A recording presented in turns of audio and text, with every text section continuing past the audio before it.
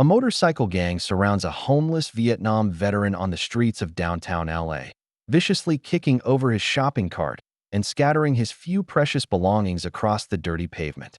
The bikers laugh as they beat down the 72-year-old soldier, trampling his American flag patch under their steel-toed boots, while bystanders film but refuse to help. But the tall stranger in the black coat watching from across the street isn't just another passerby. This is Steven Seagal himself.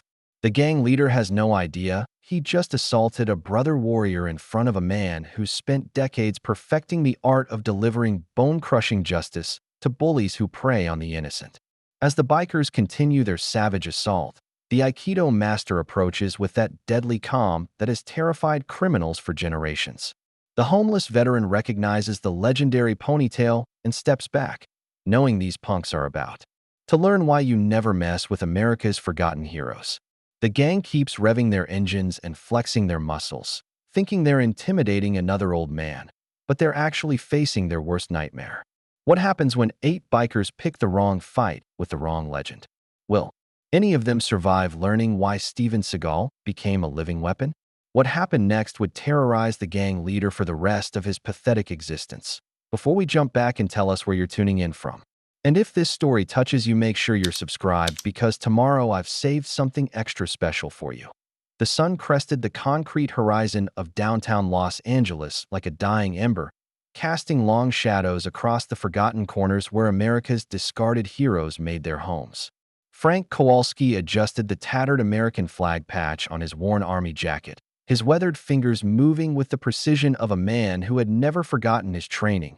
Even after 8 years on these unforgiving streets, his shopping cart sat organized with military efficiency outside the abandoned Regal Theater, canned goods arranged by expiration date, a small first aid kit wrapped in plastic, and tucked beneath a folded blanket, 3 faded photographs from a war that had ended before most people were born. The 101st Airborne patch on his sleeve had lost most of its color, but Frank's bearing remained straight, shoulders squared despite the weight of decades. "Morning, ladies," he murmured to the 3 stray cats that appeared like clockwork, their ribs showing through matted fur. Frank opened a small can of tuna with his worn P38 can opener, dividing the contents into 3 equal portions on paper plates. The cats ate hungrily while Frank sipped lukewarm coffee from a thermos, watching the city wake up around him. Jenny Martinez emerged from the alley behind the theater, her young face already marked by the streets, but her eyes still holding fragments of hope. She couldn't have been more than 28, but homelessness aged people in dog years. "Got anything extra this morning, Frank?" she asked, hugging herself against the morning chill. Without hesitation, Frank reached into his cart and produced a wrapped granola bar and half his coffee. "Always room at the table for family," he said, using the same words he'd shared with scared recruits in the jungles of Southeast Asia 47 years ago. Jenny accepted the food gratefully. "You don't have to keep taking care of everyone, you know." Frank's eyes crinkled at the corners, the ghost of a smile crossing his lips. "Today marks 47 years since I came home from Saigon. Never stopped being a soldier, Jenny. Just changed battlefields." As she walked away with breakfast, Frank began his morning routine, wheeling his cart towards Spring Street, where other forgotten warriors would be stirring in doorways and under overpasses. The peaceful ritual of checking on his people, ensuring no one had been lost during the night. He had no way of knowing that in 30 minutes, his quiet dignity would be shattered by 8 motorcycles and the kind of evil that preyed on those who had already sacrificed everything. The rumble started as a distant growl, like thunder building beyond the horizon. 8 Harley-Davidson engines roared to life in the parking lot behind Mickey's Diner, their chrome pipes spitting blue flame as riders twisted throttles with practiced aggression.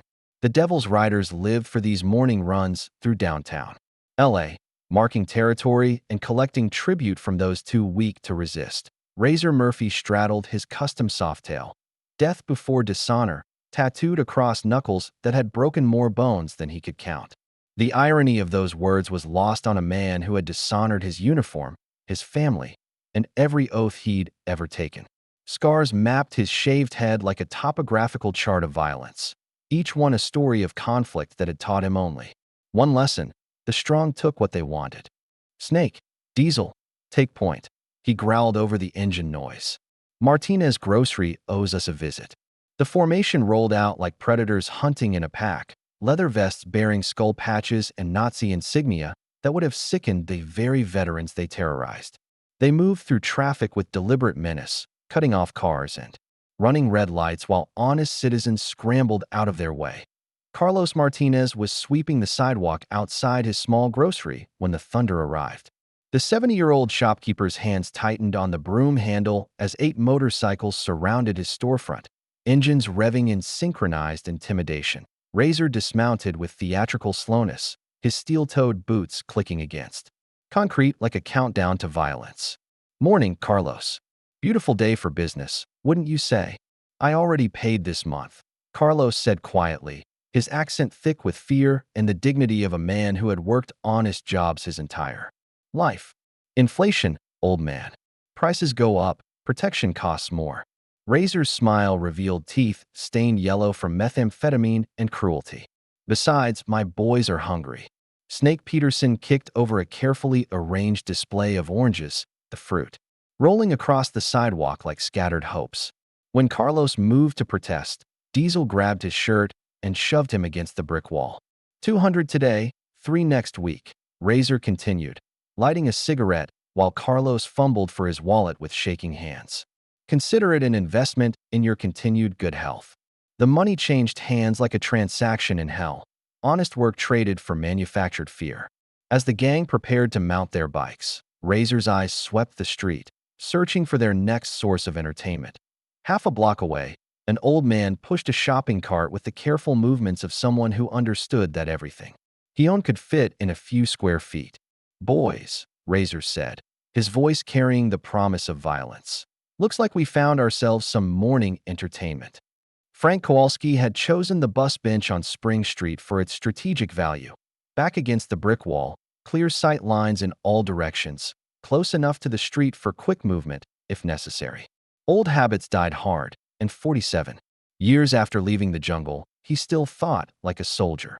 Dorothy Williams sat beside him, her nurse's training evident in how she carefully rationed the crackers Frank had shared. At 71, she maintained the precise movements of someone accustomed to life-and-death decisions, though her current battles involved finding shelter and avoiding the predators who hunted the city's forgot. "Weather's supposed to turn cold next week," she said, her voice carrying the refined accent of someone who had once saved lives in emergency rooms. "Mrs. Chun at the mission says they might open the overflow shelter." "Good," Frank replied, though both knew the shelters were often more dangerous than the streets. "You stick close to the group.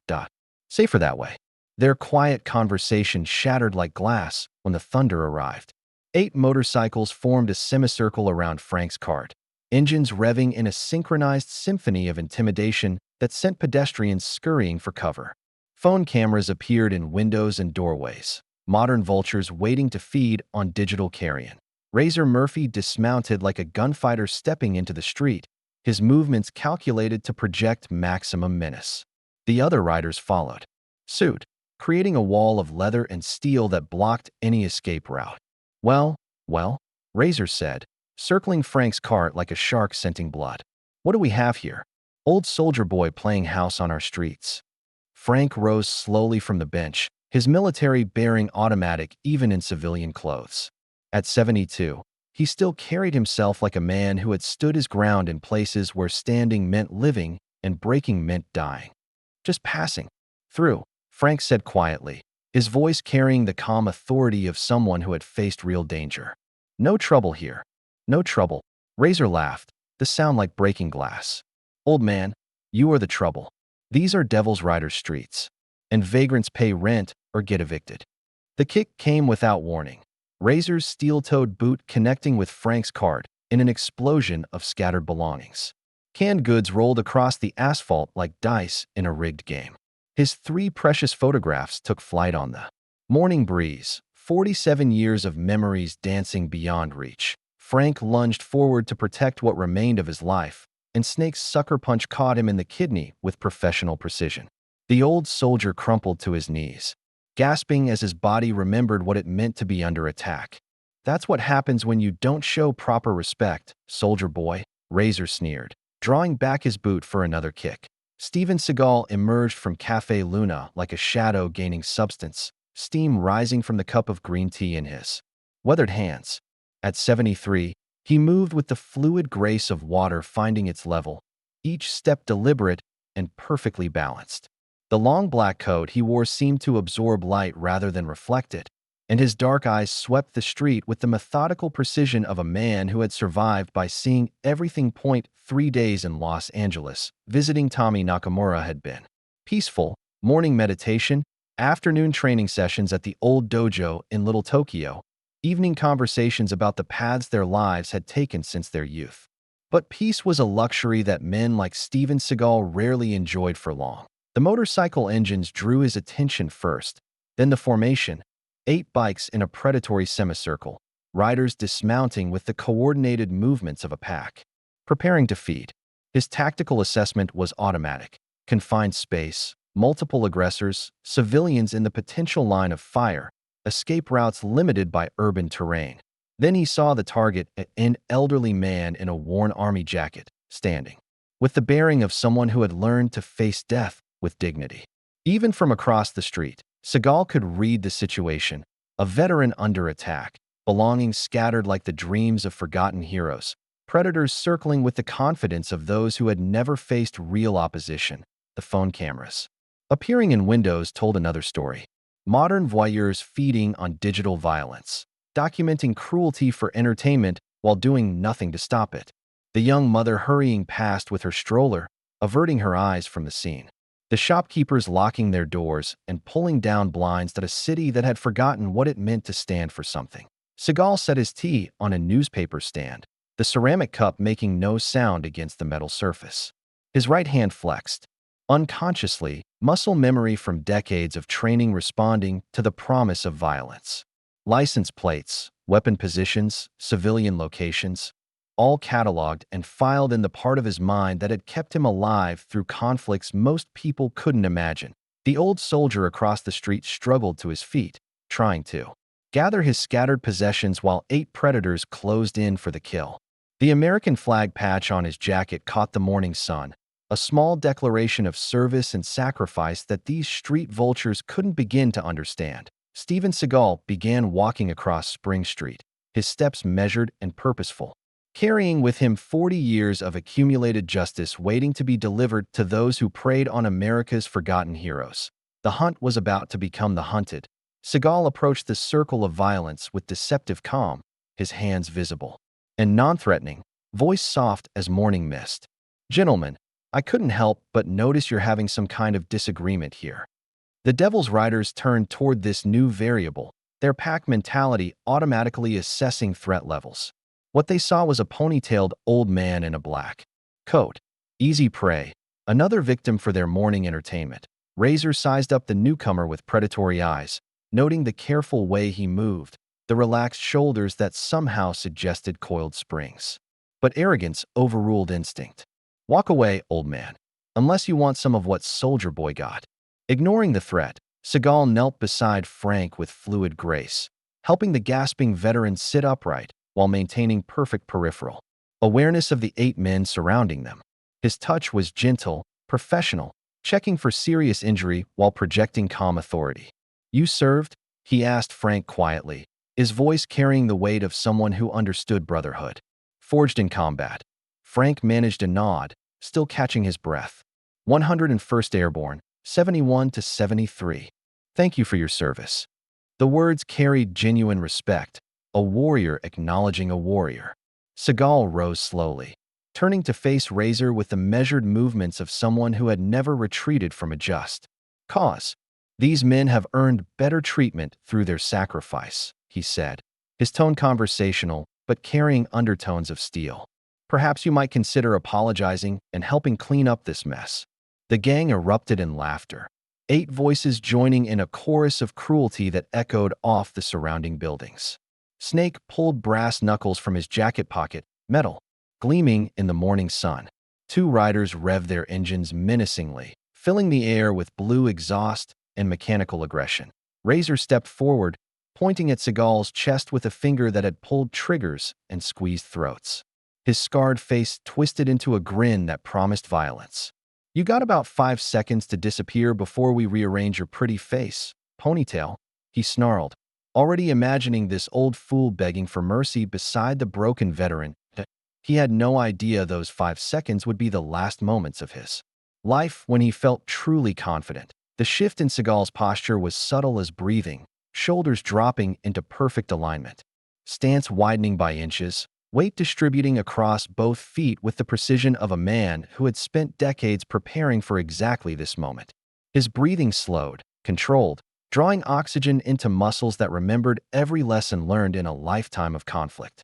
"I'm going to give you one last chance to do the right thing," he said quietly, his voice carrying the finality of a judge pronouncing sentence. Razor's response was a haymaker thrown with the full weight of his 200-pound frame, knuckles, aimed at crushing this old fool's pretty face in a hamburger. The punch carried 15 years of prison yard victories, countless bar fights, and the absolute confidence of a predator who had never met his equal. It never landed. Seagal's deflection was liquid poetry, a subtle shift that redirected Razor's momentum while simultaneously seizing his wrist and shoulder. Time seemed suspended as the gang leader found himself airborne, his own violent energy turned against him with surgical precision. He crashed into a parked sedan 6 feet away, the impact spiderwebbing the windshield and sending car alarms. Screaming into the morning air, Snake charged forward, brass knuckles gleaming, but Seagal was already inside his reach. An elbow strike to the solar plexus doubled the biker over, gasping like a landed fish. The follow-up palm strike to his sternum sent him sprawling backward, brass knuckles clattering uselessly across asphalt. Two gang members rushed from behind, while Clutch swung a motorcycle chain in deadly arcs. Seagal flowed like water around their attacks, ducking the chain, sweeping one attacker's legs while simultaneously throat-striking the other. The chain wielder stumbled forward, off balance from his own momentum. Seagal caught the chain mid-swing, redirected its energy, and clotheslined the man with his own weapon. In 90 seconds, 6 of 8 Devil's Riders lay groaning on the pavement, their morning of predatory entertainment transformed into a masterclass in applied physics and justice. The gathering crowd gasped and pointed, phones capturing every moment of the legendary ponytailed warrior systematically dismantling an entire motorcycle gang. Seagal barely seemed winded, his black coat unmarked, ponytail still perfectly in place. He turned toward the final 2 bikers, who stared in shock at their scattered brotherhood, suddenly understanding they had chosen the wrong old man to terrorize. Diesel Martinez and Clutch Thompson backed toward their motorcycles, hands moving toward concealed weapons with the desperation of predators suddenly realizing they had become prey. The morning's entertainment had transformed into a nightmare of broken bones and shattered confidence. Seagal read their intentions like an open book, decades of combat experience translating body language into tactical intelligence. They would go for guns, probably .38 revolvers tucked into waistbands, thinking firepower could salvage what skill had lost. They were wrong. Diesel's hand was halfway to his weapon when Seagal moved, covering the distance between them in flowing strides that seemed to bend space itself. He slid under Diesel's grasping hands like smoke, emerging behind the 300-pound biker with supernatural grace. The blood choke that followed was textbook aikido, pressure applied to precisely the right points, cutting off blood flow to the brain with scientific precision. Diesel dropped like a felled tree, unconscious before his massive frame hit the asphalt. Clutch had managed to draw his switchblade, 6 inches of steel that glinted in the morning sun like a promise of violence. But bringing a knife to a fight with Steven Seagal was like bringing a candle to extinguish the sun. The disarm happened faster than watching eyes could follow, a wrist manipulation so fluid it appeared magical, turning the blade away from its target and sending it spinning harmlessly across the pavement. A pressure point strike to Clutch's shoulder followed, targeting nerve clusters with surgical accuracy. The biker's arm went numb instantly, hanging useless at his side. 8 men had started this fight. 8 men now lay scattered across Spring Street like discarded toys, their motorcycles standing silent sentinel over their defeat. Seagal turned his attention to Frank, helping the veteran to his feet with the same gentle precision he had used to destroy his attackers. "A warrior never abandons another warrior," he said quietly, kneeling to gather scattered belongings, canned goods, the precious photographs, the small American flag that had been trampled under steel-toed boots. The growing crowd applauded and cheered, smartphones capturing footage that would go viral within hours. But Seagal ignored the attention, focused solely on Frank's well-being, checking the older man for serious injuries with movements that spoke of medical training alongside martial arts mastery. Sirens wailed in the distance, growing closer. By the time police arrived, they would find 8 unconscious bikers, countless witnesses, and no sign of the mysterious stranger who had delivered justice to Spring Street. Councilman Bradley Thorne's morning ritual of Colombian coffee and corruption. Reports shattered like fine china when his phone rang at 8:15 a.m. His mahogany desk, positioned strategically to overlook downtown Los Angeles from his City Hall office, became command central for damage control as his secretary patched through. The call.Razor's voice crackled through the speaker, filtered through pain and the ambient noise of an ambulance. "Uncle Bradley, we got a problem. Some old bastard with a ponytail just destroyed us. Made us look like children in front of half the city." Thorne's manicured fingers tightened around his coffee cup, imported ceramic worth more than most people earned in a week. The Devil's Riders were his primary enforcement tool. 8 men who kept troublesome business owners in line and silenced homeless veterans who asked too many questions about missing benefit checks. Destroyed how? Thorne demanded, though he could already hear the answer in his nephew's defeated tone. 8 of us, Uncle. 8. He took us all down in minutes. Didn't even break a sweat. Hospital says I got 2 broken ribs and a concussion. Snake's got a punctured lung. The others. Razor's voice trailed off into the humiliation of absolute defeat.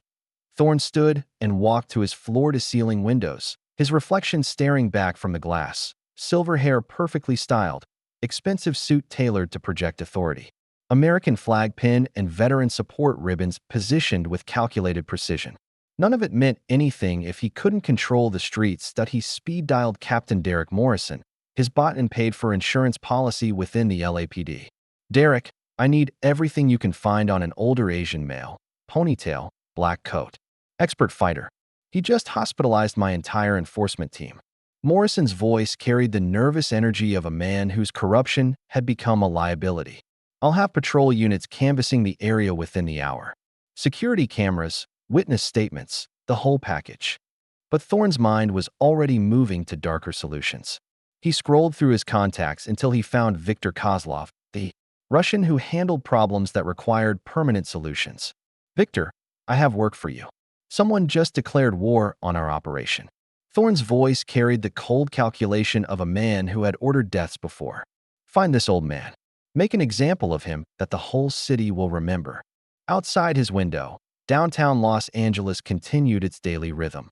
Unaware that 8 unconscious bikers had just triggered a war between justice and corruption, Frank Kowalski's search for his mysterious savior took him through the forgotten corners of downtown Los Angeles, wheeling his reorganized cart past clusters of homeless veterans who had witnessed the morning's miracle on Spring Street.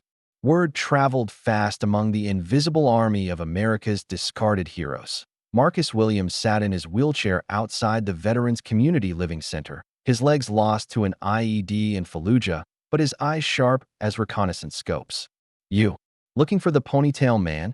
he asked when Frank approached. "Heard he moved like liquid lightning. Took down 8 devils without breaking a sweat. You know where I might find him?" Frank asked, hope threading through his voice. "Try Little Tokyo. Tommy Nakamura's dojo on First Street. Some old school warriors train there, the kind who remember what honor means." Marcus's weathered face cracked a smile. "Man who fights for homeless vets like that? He's got to be military family." 6 blocks east, Frank found Steven Seagal emerging from Nakamura's traditional aikido academy, moving with the same fluid grace that had destroyed an entire motorcycle gang 3 hours earlier.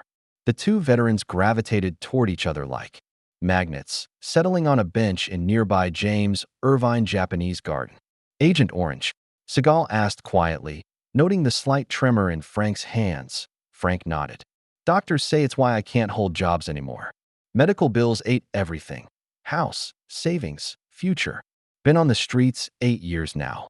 They shared stories in the ancient language of soldiers, deployment dates, unit designations, friends, lost to enemy fire and government neglect. Frank spoke of the 101st Airborne, of jungle patrols and brothers who never made it home.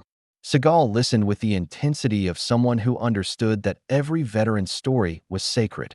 The system failed you, Frank. That's not acceptable. Seagal's voice carried quiet authority. I'm in town investigating missing funds from veterans' benefit programs, working with people who believe America's heroes deserve better. Frank's eyes widened. Missing funds. Millions of dollars meant for housing, medical care, disability payments. Someone's been stealing from the men and women who sacrificed everything. Seagal's expression hardened.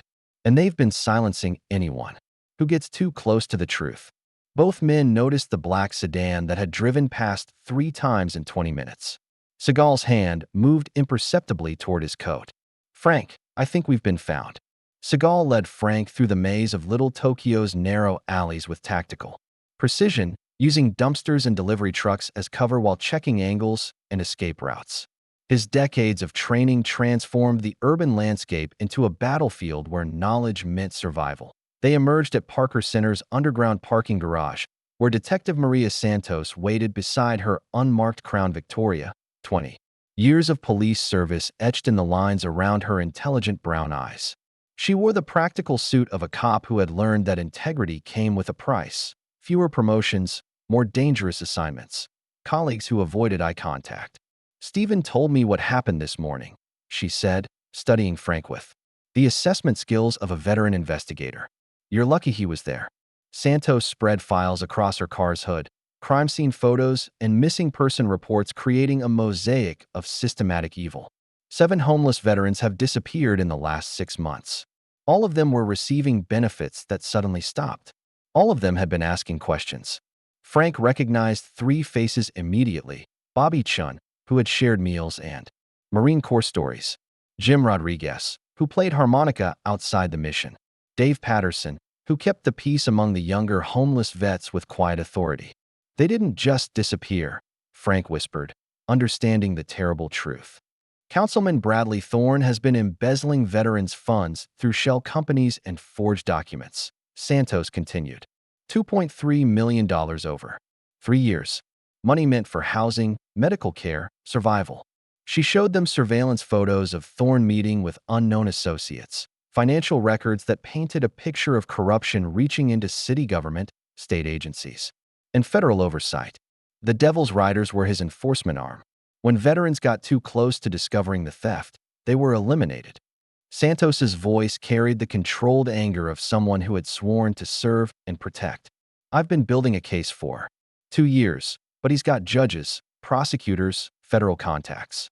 Frank found a file with his own name, marked high priority, eliminate.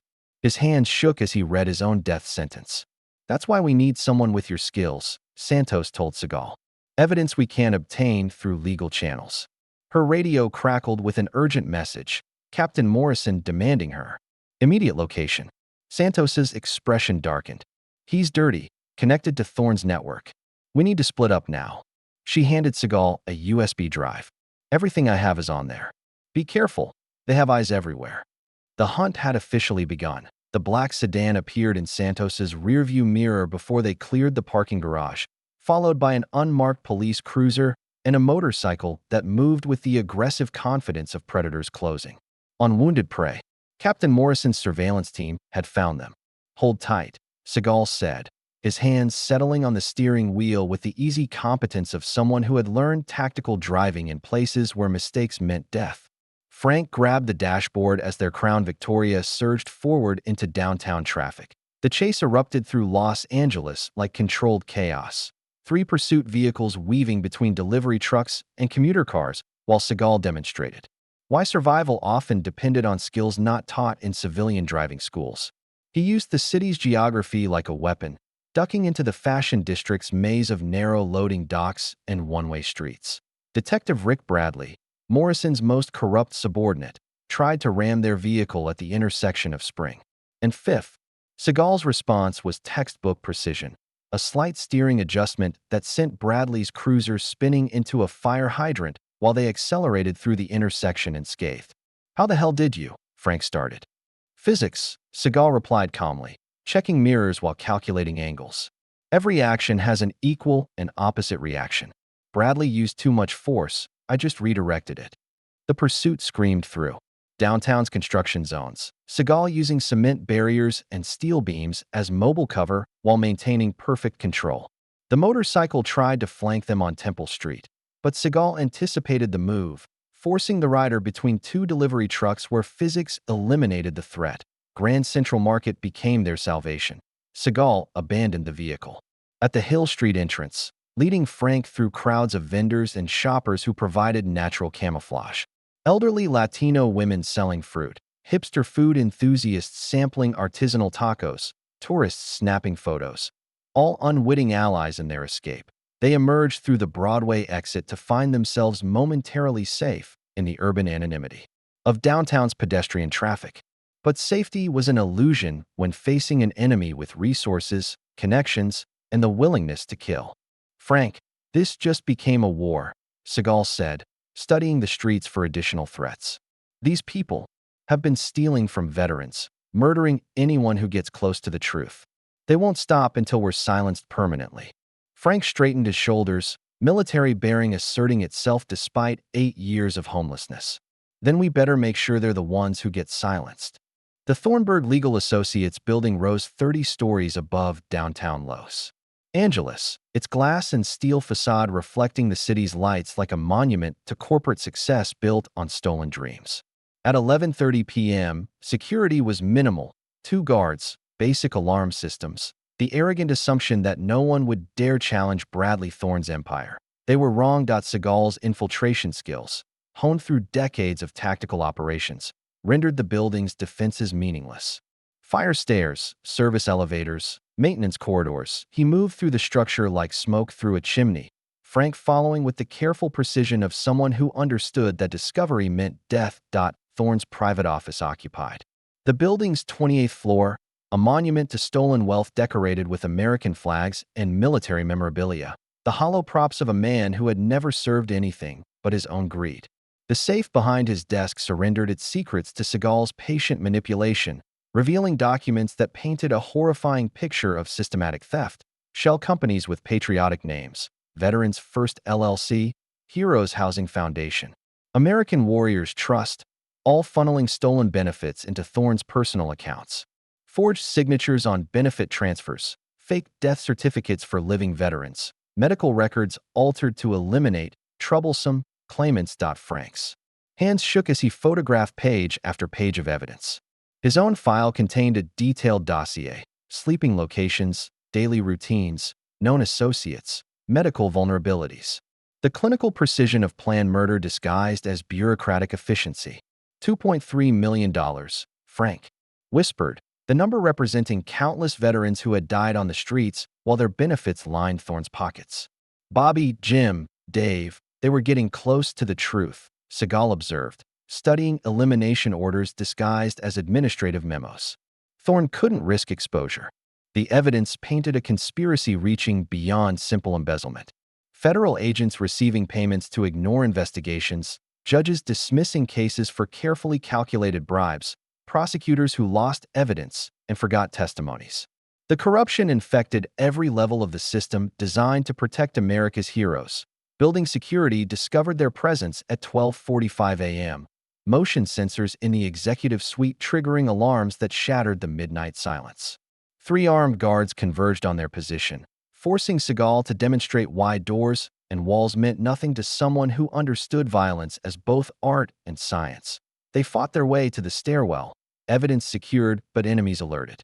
The war between justice and corruption had officially begun. The Vernon Industrial Complex sprawled across 40 acres of warehouses and loading docks, a concrete labyrinth where legitimate business provided cover for activities that thrived in shadows. Following addresses from Thorne's files, Seagal and Frank positioned themselves on a shipping container overlooking the primary facility at 12:45 a.m. Through military-grade night vision equipment, Seagal observed the warehouse's rhythm: guard rotations every 15 minutes, security cameras on predictable sweeps, delivery trucks arriving with cargo that didn't match their manifests. This wasn't just storage, it was the beating heart of Thorne's criminal empire. "Vehicle approaching," Frank whispered, pointing toward the main gate, where a black Lincoln Town car rolled through security checkpoints without inspection. Councilman Bradley Thorne emerged from the back seat, his expensive suit incongruous among the industrial surroundings. He was followed by 3 men in federal windbreakers, badges and credentials that might have been legitimate if the briefcases they carried hadn't contained cash instead of case files. Seagal moved like a shadow across the warehouse roof, accessing the building through a skylight that provided perfect observation of the meeting below. Stacked merchandise created a maze of cover, stolen electronics, pharmaceutical shipments, military surplus equipment that had disappeared from government inventories. The homeless problem is becoming manageable, Thorne's voice echoed through the cavernous space. 7 eliminated, benefits redirected, no official investigations pending. What about the incident this morning? The federal agent's voice carried a slight accent, Eastern European, possibly Russian. 8 men hospitalized by a single individual creates unwanted attention. Victor is handling that situation. The old man will be found and eliminated within 48 hours. Seagal photographed faces, recorded conversations, documented evidence that would destroy Thorne's entire network. But his position was compromised. When Frank's warning signal reached him, a guard had discovered their observation post. The extraction became a running battle through the industrial complex, Seagal using forklifts and shipping containers as weapons while protecting Frank from armed pursuit. They escaped with crucial intelligence, but their cover was blown. The war had escalated beyond reconnaissance. Viktor Kozlov, Thorne's personal enforcer, would soon be hunting them with the resources of a professional killer backed by unlimited funding and federal protection. Justice and corruption were about to meet in single combat. The warehouse's main floor became an arena where decades of training would face their ultimate test. Viktor Kozlov waited among towering stacks of stolen merchandise, dismissing his armed subordinates with a gesture that spoke of absolute confidence in his abilities. "This requires a personal touch," he said in accented English, studying Seagal, with the clinical assessment of a predator evaluating worthy prey.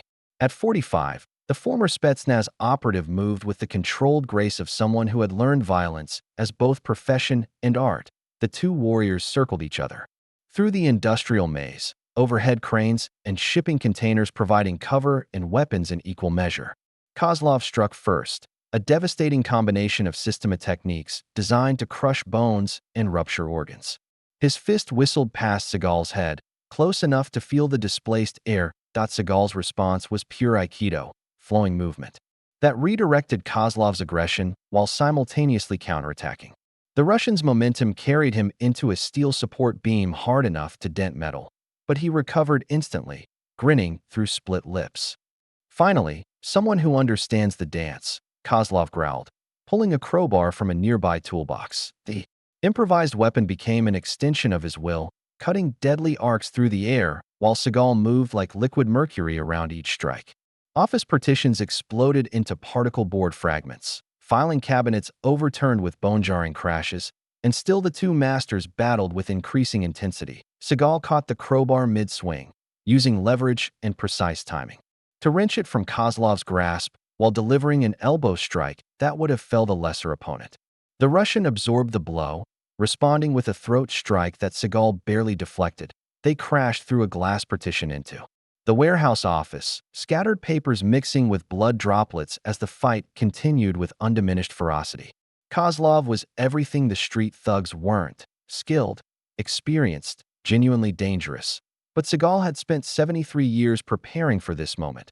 The final exchange lasted 3 seconds, a flowing combination of redirected force, precise pressure points, and decades of accumulated wisdom that left Viktor Kozlov unconscious on the warehouse floor, defeated but still breathing. However, victory came with a price. Police sirens approached from multiple directions, but these weren't officers coming to help. The trap was closing with federal precision. FBI Supervisor Kent Morrison's tactical team surrounded the Vernon warehouse. With the coordinated precision of federal law enforcement operating under legitimate authority, except their warrants were fabricated, their evidence planted, and their mission designed to eliminate witnesses rather than arrest criminals. Through the warehouse's reinforced windows, Seagal counted 20 agents in full tactical gear, night vision equipment, and enough firepower to level a city block. Morrison's voice echoed through a bullhorn. carrying the cold authority of someone who had perverted federal power for personal profit. Steven Seagal, you are surrounded. You have 30 seconds to surrender on charges of terrorism, assault of federal officers, and interference with a federal investigation. Any resistance will be met with lethal force. Frank crouched behind a shipping container, understanding with veterans' instincts that these weren't legitimate federal agents coming to rescue them from corruption. The precision of their deployment, the timing of their arrival, the fabricated charges, all pointed to another layer of Thorne's protection network. Seagal calculated his options with tactical precision. 20-to-1 odds, civilian safety paramount, enemies positioned at all exit points. A gunfight would mean Frank's death and the destruction of evidence needed to expose the conspiracy. Sometimes survival required strategic retreat. They're not real federal agents, Frank whispered urgently. This is another setup. I know, Seagal replied, his voice carrying the weight of someone making an impossible choice. But if I fight, you die? If I surrender, maybe you can get the evidence to Detective Santos. Against every warrior instinct, Seagal made the tactical decision to sacrifice himself for the mission. He secured the photographed evidence in Frank's possession, then walked toward the warehouse entrance with hands raised, abandoning his weapons in a gesture of surrender that went against everything his training demanded.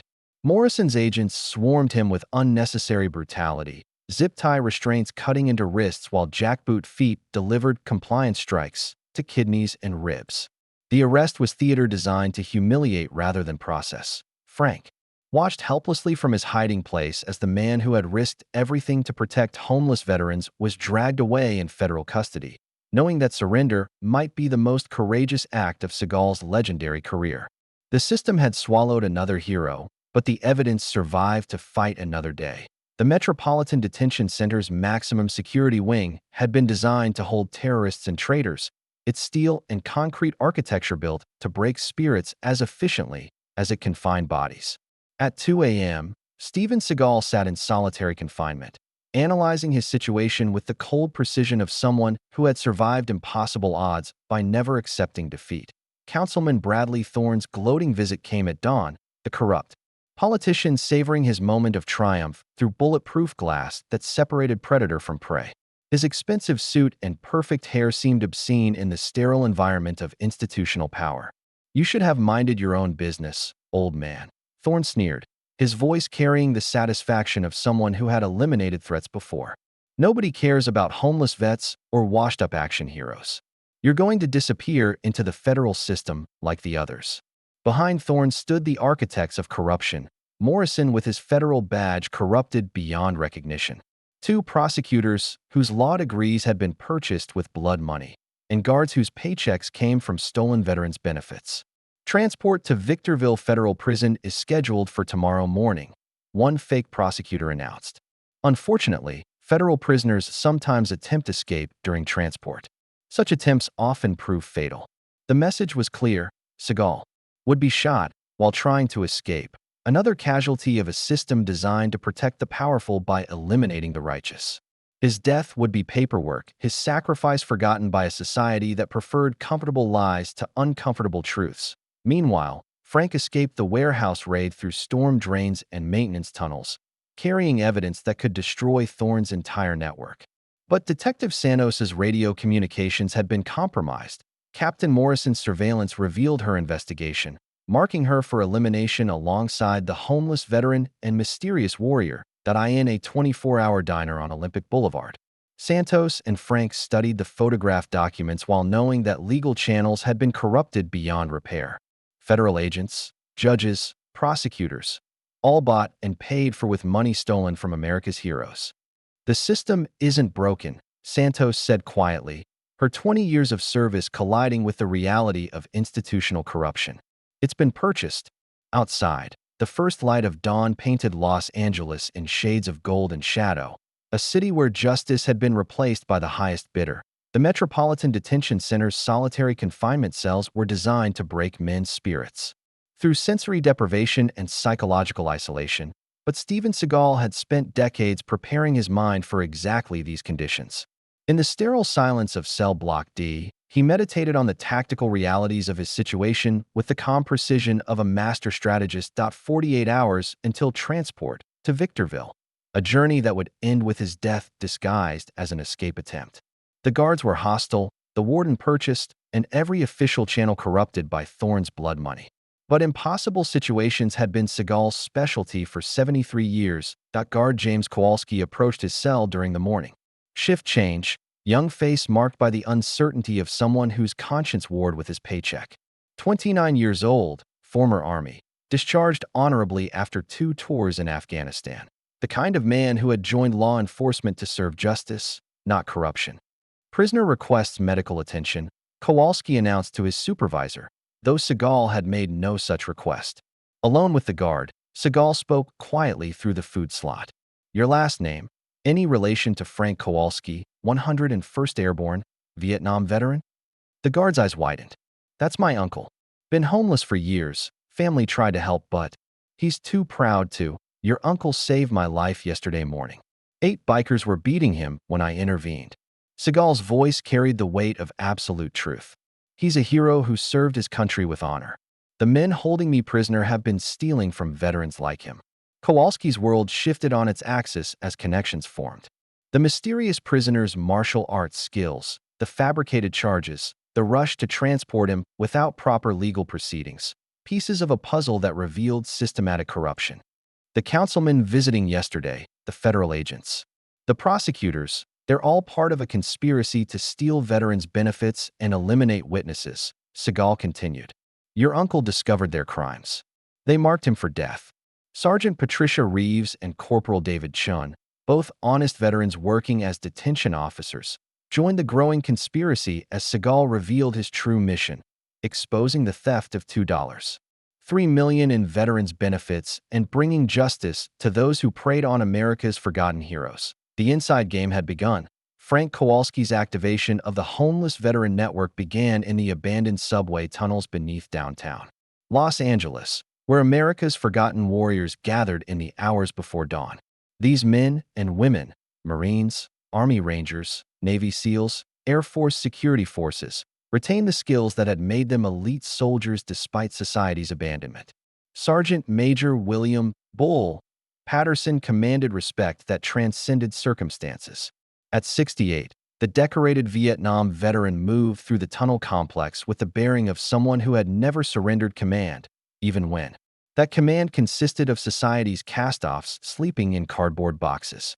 Brothers and sisters, Patterson's voice echoed off concrete walls. One of our own needs extraction. The man who stood up for Frank, who took down 8 devils to protect a fellow warrior. He's been taken by corrupt federal agents. The briefing revealed the scope of Thorne's conspiracy with military precision. Marcus Williams used his wheelchair to conduct surveillance that security overlooked. Disabled veterans were invisible to most people, making them perfect intelligence assets.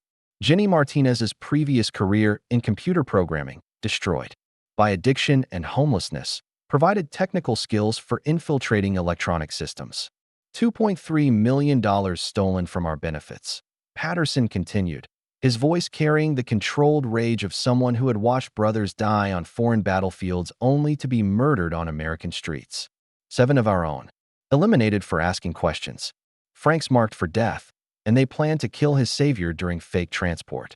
The tunnel filled with the quiet fury of warriors who had been written off by society but never forgotten their oaths.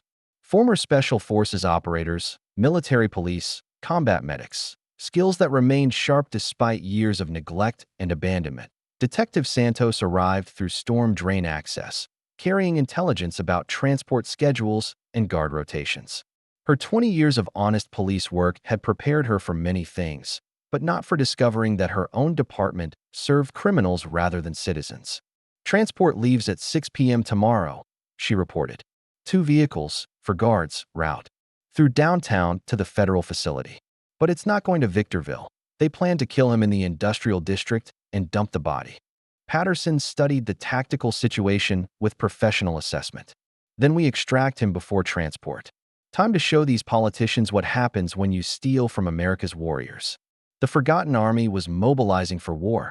Inside the Metropolitan Detention Center, Seagal's patient psychological warfare bore fruit as honest guards began questioning the official narrative surrounding their high-security prisoner. His revelation of being a longtime undercover operative for a secret veterans advocacy organization, funded by patriotic billionaires who believed America had abandoned its heroes, transformed him from criminal to crusader in their eyes. Guard. James Kowalski's discovery of his uncle's connection to the mysterious prisoner created the first crack in institutional loyalty.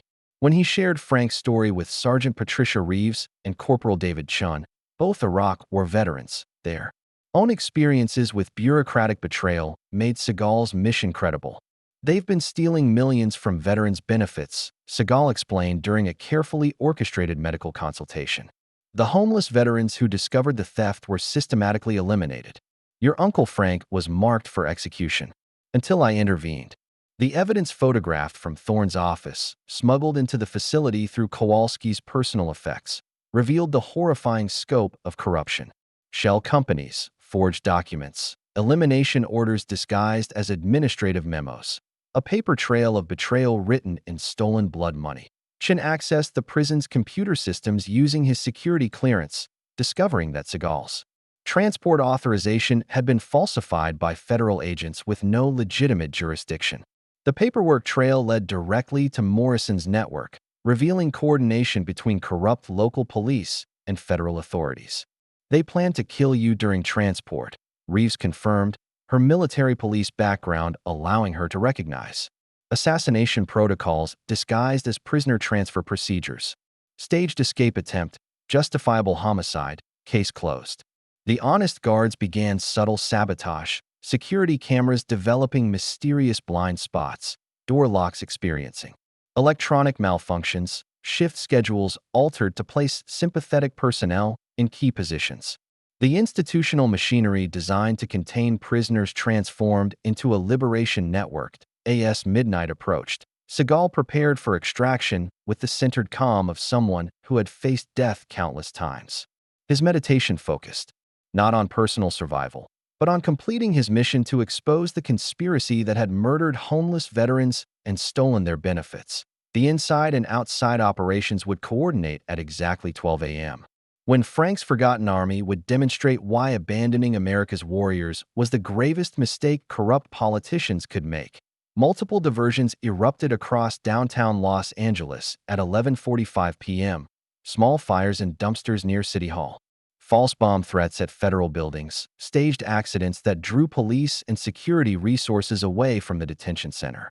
Frank's network of homeless veterans executed their mission with military precision, proving that training and brotherhood transcended circumstances. Detective Santos worked her final shift before expected suspension, using her access codes to disable key security systems throughout the facility. Cameras developed blind spots, electronic locks experienced maintenance issues, and guard stations received false emergency calls that scattered personnel at exactly midnight. The liberation began. Seagal moved through the detention center like a ghost, following routes mapped by his guard allies and using techniques perfected over decades of covert operations. Two groups of corrupt guards tried to intercept him. Both encounters ended with precisely applied martial arts that neutralized threats without permanent damage. The escape route led through maintenance tunnels that honest guards had accidentally left unlocked, past laundry facilities where security cameras had mysteriously malfunctioned, and finally to the loading dock where Frank waited with a stolen delivery truck. "Thought you might need a ride," Frank said with the dry humor of someone who had learned to find lightness in the darkest situations. But their escape was more than successful extraction. Seagal had planted evidence throughout the facility that would expose the corruption network when discovered by honest federal investigators arriving the next morning. Documents revealing the true ownership of shell companies, recordings of conversations between corrupt officials, financial records linking stolen veterans' benefits to personal accounts. As alarms finally sounded behind them, they raced through empty downtown streets toward their final confrontation. But Thorne had anticipated this possibility, retreating to his ultimate stronghold where he possessed maximum security and symbolic power. City Hall had become a fortress, innocent civilians transformed into human shields, and the corrupt councilman prepared to make his last stand surrounded by the federal agents and mercenaries who had helped him steal from America's heroes. "Frank, this ends tonight," Seagal said, studying the building where their enemy waited. One way or another, justice will be served. The final battle was about to begin. City Hall's 34 floors of limestone and granite rose against the midnight sky like a monument to perverted power. Its Art Deco architecture transformed into a fortress where corruption made its final stand. Councilman Bradley Thorne had chosen his battlefield with calculated precision, maximum security, symbolic authority, and 12 innocent civilian hostages to serve as human shields. Emergency services surrounded the building in a choreographed dance of flashing lights and tactical positioning. But their hands were tied by Thorne's claims of federal authority and the lives of janitors, security guards, and late-shift workers trapped inside. LAPD snipers took positions on surrounding rooftops while knowing they couldn't act without risking innocent blood. From his command post in the council chambers, Thorne broadcast demands through hijacked emergency frequencies. Bring me Steven Seagal and Frank Kowalski in exchange for the hostages' lives. You have 2 hours before I start sending out bodies. Viktor Kozlov, recovered from their warehouse encounter, but moving stiffly from cracked ribs, coordinated 8 heavily armed mercenaries throughout the building's key positions. Professional killers with military-grade weapons, night vision equipment, and explosive devices rigged to key entrances. A death trap designed by someone who understood that cornered predators were most dangerous. Seagal observed the siege from a nearby rooftop, calculating angles, defensive positions, and civilian locations with the tactical precision of someone who had spent decades turning impossible situations into victories. The building's Art Deco facade provided cover and concealment. Maintenance systems offered infiltration routes, and his earlier reconnaissance had revealed structural vulnerabilities. Frank, they want us to surrender, Seagal said quietly, studying guard positions through military-grade optics. Walk into their trap to save 12 innocent people. Frank straightened his shoulders, military bearing asserting itself despite 8 years of homelessness. Those people didn't ask to be part of this war. If surrendering saves them, surrendering saves no one. Seagal interrupted, his voice carrying the certainty of someone who had faced similar choices before. Thorne kills hostages, kills us, destroys evidence, continues stealing from veterans. The only way to save everyone is to end this permanently. He began his final approach to City Hall, carrying with him 73 years of accumulated justice ready to be delivered to those who preyed on America's forgotten heroes. Steven Seagal entered City Hall through maintenance systems that his earlier reconnaissance had revealed, moving through the building's infrastructure like death incarnate. 40 years of tactical training transformed the 34-floor structure into a three-dimensional battlefield where every ventilation shaft, service corridor, and utility access became a weapon in the hands of someone who understood violence as both art and necessity. The first mercenary died in the sub-basement, his throat crushed by a precise strike before he could alert his teammates. Seagal appropriated the man's radio, weapons, and security codes, then began his systematic ascent through the building's floors, eliminating threats with surgical precision that on the 15th floor, 2 guards monitoring elevator access fell to. Improvised weapons, a fire axe redirected with aikido principles, an office chair transformed into a projectile that shattered bone and consciousness. Each encounter demonstrated different aspects of his fighting philosophy. Overwhelming speed against multiple opponents, tactical patience when civilians were nearby, surgical precision when silence was paramount. The building's own architecture became his ally. Steam pipes provided concealment and weapons. Electrical systems created diversions and traps. Office furniture transformed into barricades and projectiles through the application of physics and 40 years of experience. Viktor Kozlov's voice crackled through stolen radio frequencies. He's in the building. Teams 3 and 7 are not responding. This old man is picking us apart. Seagal disabled explosive devices with knowledge gained from military demolitions training, created diversions using the building's fire suppression systems, and slowly worked his way toward the upper floors where Thorne waited with the remaining hostages. Each floor cleared represented innocent lives protected, evidence preserved, justice advancing step by calculated step.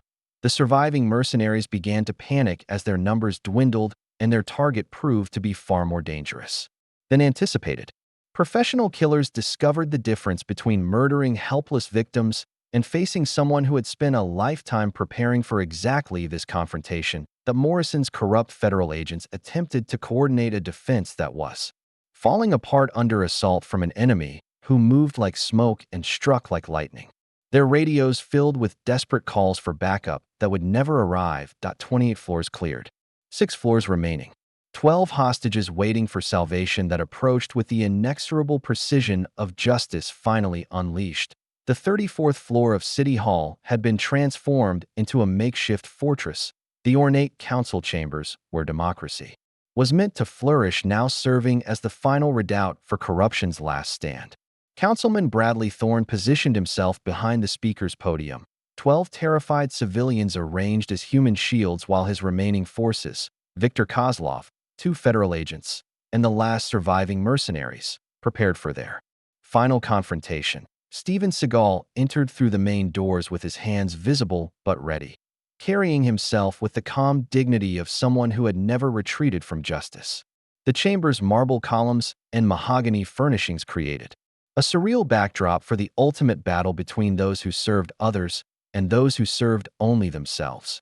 Steven Seagal, Thorne announced, his voice echoing through speakers designed to amplify democratic discourse, now corrupted for theatrical villainy. The legendary action hero, reduced to protecting society's garbage. Surrender now, and the hostages live. But Seagal's response wasn't directed at Thorne. It was aimed at the hostages, at Morrison's wavering conscience, at the fundamental choice between right and wrong that defined every human soul. Look around you, he said, his voice carrying the authority of someone who had spent 73 years standing for principles worth dying for. This man has stolen millions from veterans who sacrificed everything for their country. He's murdered homeless warriors who discovered his crimes. He's corrupted federal agents, judges, prosecutors, everyone sworn to protect the innocent. The psychological warfare worked with surgical precision. Morrison, remembering why he had once worn a badge with pride, began to waver as memories of honest service warred with years of corruption. When Thorne shot him for hesitating, it triggered explosive action that would determine the fate of everyone in the chamber. Seagal moved with lethal efficiency, using the council chamber's layout, marble columns for cover, the raised platform for tactical advantage, heavy wooden furniture as shields and weapons. The final mercenaries fell to techniques perfected over decades: redirected gunfire, pressure point strikes, throws that used their own momentum against them. The confrontation with Thorne became philosophical as much as physical, the eternal struggle between those who protected the innocent and those who preyed upon them, played out in a chamber where justice had been perverted into profit. When Thorne grabbed a hostage as his final shield, threatening to kill an innocent janitor to save his own worthless life, Seagal delivered ultimate justice with a technique that stopped the corruption permanently while ensuring no innocent blood was shed.